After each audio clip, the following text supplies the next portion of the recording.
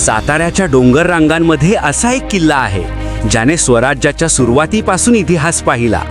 सातारा जिल्ह्यात महाबळेश्वर परिसराच्या जवळ डोंगर रांगेवर वसलेला वंदनगड रणनीतीदृष्ट्या महत्त्वाचा दुर्ग मानला जातो.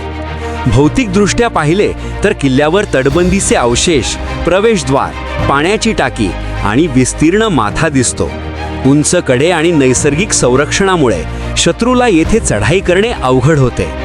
इतिहासात हा किल्ला सुरुवातीला आदिलशाही सत्तेखाली होता. नंतर इसवी सन 1648च्या सुमारास छत्रपती शिवाजी महाराज यांनी हा किल्ला जिंकून स्वराज्यात सामील केला.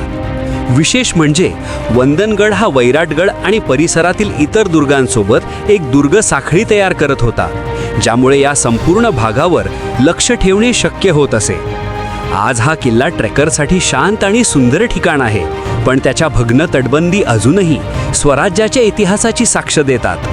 अशाच गडकिल्ल्यांच्या माहितीसाठी माझी महाराष्ट्रातील गड किल्ले ही सिरीज सुरू आहे. अशाच माहितीपूर्ण व्हिडिओसाठी आपल्या चॅनलला सबस्क्राईब करा.